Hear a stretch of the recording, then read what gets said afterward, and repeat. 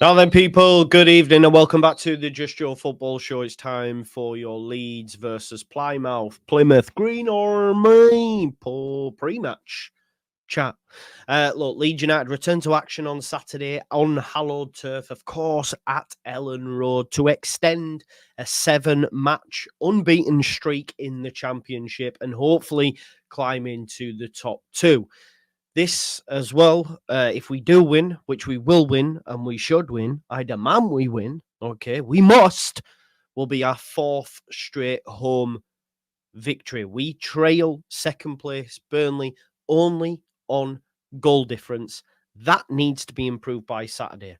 The reason I say that is we're playing the worst team away from home in the division in Plymouth Argyle. Wayne Rooney's Plymouth Argyle. They have got a measly 1 point in 6 games on the road. Okay, during that time as well, they've conceded 13 goals and only scored 1.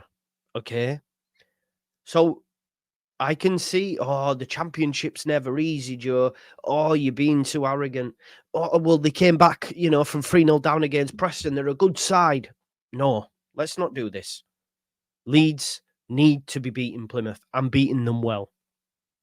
For me, obviously, things can happen in a game. There can be a sending off. There can be a terrible refereeing decision. But before a ball is kicked, Leeds United should wipe the floor with Plymouth. I believe this. It should be 3s or 4s. I think it'll be 4. Therefore, improving that goal difference. Therefore, regardless of what Burnley do, putting us in the top 2. We've got to win this game. The 21st in the Championship after 12 games with a point a game. 3 victories have all come at Home Park. They are decent at home. Had we have been playing there, I've said, you know what, this won't be easy. But they're coming to Ellen Road, where, again, I'll repeat it, we're unbeaten in 7 in all, home and away, but this will be our 4th straight home victory if we beat Plymouth. When we beat Plymouth, we must beat Plymouth. If Leeds United want to go up in the top 2, then we've got to win these games. It's just got to be done, because then questions start needing to be asked again. And I love Farker, but my point is, I was saying we're 3rd in the league, having played the top 6. Now the fixtures change in our favour, so go win them. We play Bristol City, we draw. If we didn't get maximum points from Plymouth, and then we're away at Mill, then we have to go, do you know what? Okay, there's an issue here when we play teams at the bottom end of the division like there was last season. And they cannot afford to be this time. They cannot afford to be. Not when you're going to a team that have conceded 13 goals and scored 1 away from home. That have 1 point. 1 point from 6 games. And you come into arguably Fortress Ellen Road.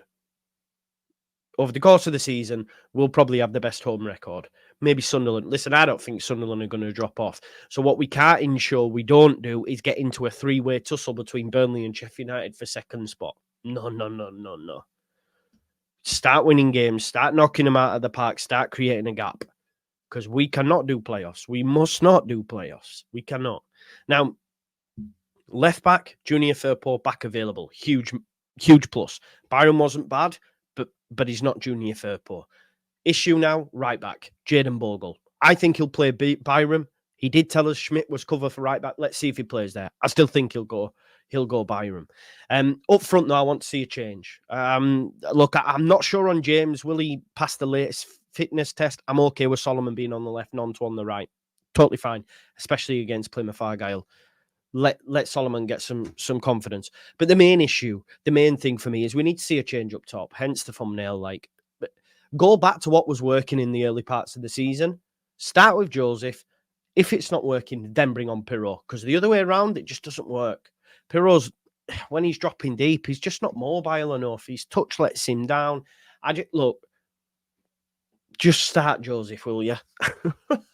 That's my ask of Daniel Farker going into this game. Just start Mateo Joseph. And if it's not working, then bring on Pirro. Because you've put Pirro in from the start and it hasn't worked. So let's switch it back. That's what I would like to see. Everywhere else I'm not too fussed about. Firpo being back, huge. If Solomon starts on the left because James is injured, again, totally fine with it. But I would like to see a change up top. Because you could tell from the off, really, against Bristol City that it weren't going to work for Pirro. So change it at half time, but he's not going to do that. So just start with Joseph, please. You know, Leeds have a really, really good record against Plymouth as well. We're undefeated in our last 10 matches against them in all competitions. I think we played them 4 times last season. Now, of course, look, to be fair, people will say, look, they clearly show resilience, right? They show resolve. They've had some decent results at home. They were losing after 48 minutes at home against Preston 3-0. They then came back. I think Morgan Whittaker gets a late goal. So it does show they have resolve under Wayne Rooney.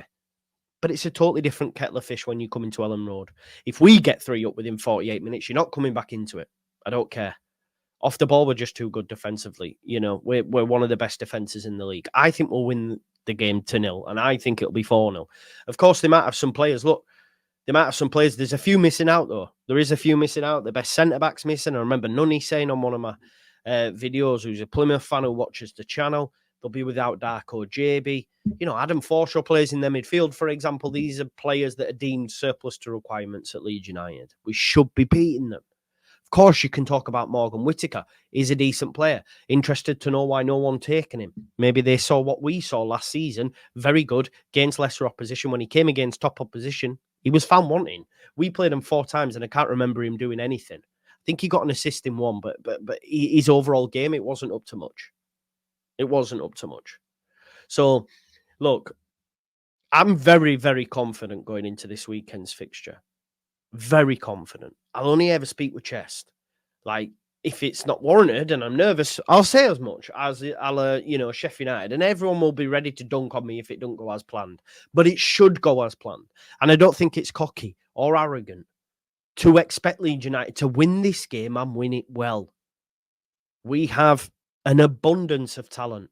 We have a top coach that's very good at this level that Wayne Rooney can't lace his coaching boots. So Wayne Rooney's issue is away from home, he's trying to do the same as what he does at home park. And, it's just not going to work. And it definitely won't work at Ellen Road. I think it'll be a long afternoon for Plymouth and for Wayne Rooney, because you could imagine he's going to get a lot of stick from the sidelines. 100%. Because he's a Man United legend.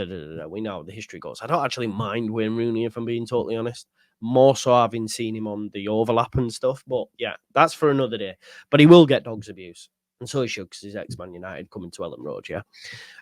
Look, I'd like to see the change. We've forced into one at right back. Be interesting to see if it's Schmidt. It'll probably be Byram. But I'd like to see Joseph start. Everyone else is cool. If James doesn't make it, Solomon on the left, Nonto on the right, cool. I'm totally fine. I am genuinely not concerned about this fixture. Leeds United 4, Plymouth 0.